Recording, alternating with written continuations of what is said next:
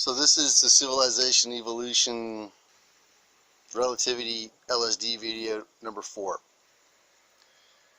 So now it's become a big rage, like people want to go to Peru and whatever and take ayahuasca and have a profound experience and be guided by a shaman, and or they want to go to a clinical setting type place in Germany and pay 2,000 euros and have an 8-hour experience under guided supervision and have people help them process it and this and that and the other thing.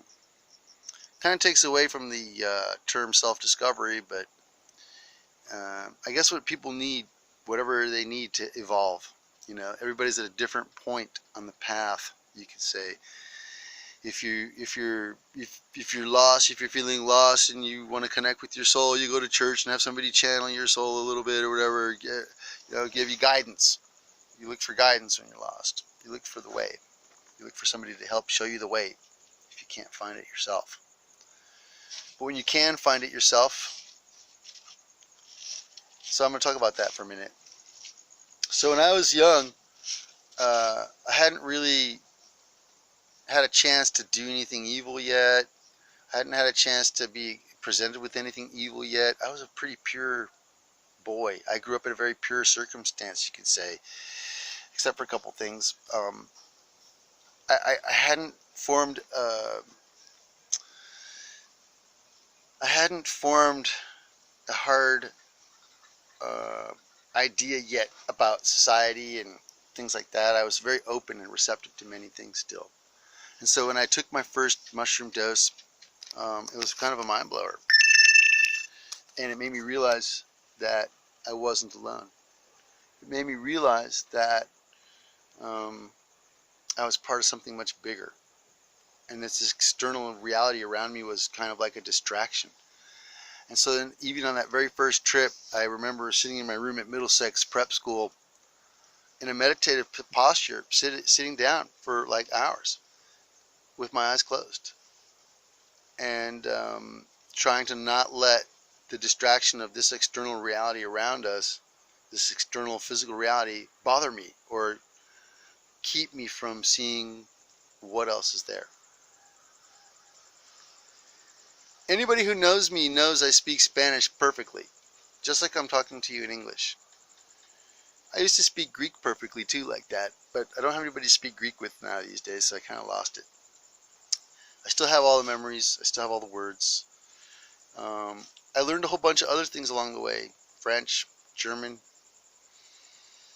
Latin, Sanskrit, Italian, Portuguese, a whole bunch of languages I just kind of picked up just by talking with people, being open with them, hearing them how they talk.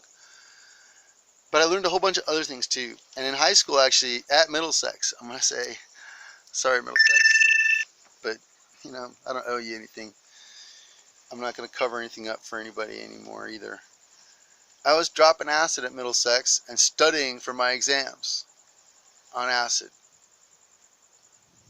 I had one exam in particular. I needed to stay up all night and study the whole biology book because I was going to fail that course if I didn't get like an A on the final exam. And so I stayed up all night and studied the life cycle of a fern plant or whatever, and I got an A on the exam. And in college, in the university, I dropped acid many times, you could say, where I was going into an exam, a Spanish exam. And anybody can tell you I speak Spanish perfectly, right? So how did I do these things while being on LSD, you could say? Somebody would be wow, that's crazy, or whoa, he must be like a witch doctor, or whatever, all these things. And it's like, no, I just applied my mind. I just said I'm open to the possibility of all of these good things happening to me, and I'm going to go for it, you know? So along the way, at some point I realized I'm not by myself. I'm part of this unified whole. My actions affect others. Others' actions affect me. We need to start measuring these things correctly and properly so we don't hurt each other. We need to start getting in touch with our emotions with each other. I'm still like, my family's light years behind me. They're so full of angst and fear and hatred and greed and these things that they could never they could never bring themselves to come to the point where I'm at in life with consciousness. Because I think around, let's see, okay, so it was mushrooms and some LSD trips in high school. But when I got to university, it was Grateful Dead concerts, and I was realizing, whoa, wait a minute, I got to go back. After some Dead concerts, where I dropped acid at some Dead concerts, I realized I didn't want to be in any uncontrolled circumstances anymore. I didn't want to have to deal with the uncontrolled circumstances around me, and it was better for me to go back to dosing by myself and studying in my room in a controlled atmosphere. And so that's what I did. I realized I was able to do a lot more that way, and I was able to go in really far. And if you ask all these other supposed spiritual people and whatever, you can't go out of your body until you go in. And so I realized that at a really young age. I'm not sure, like probably 17, yeah. When the first time I had an out-of-body experience in Greece, on the island of Kalymnos, at a time in my life where I was seeking real spiritual guidance, and nobody could give it to me. I had already surpassed pretty much everybody in my life, you could say, intellectually, including my parents. And I'd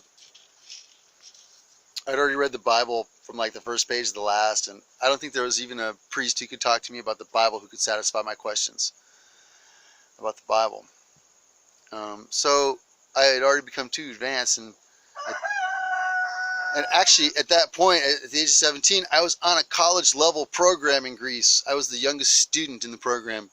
I couldn't fit into high school anymore. I was too advanced. And so my parents needed to send me somewhere where I was like the young guy, the least advanced on the totem pole, you could say, so I could start all over.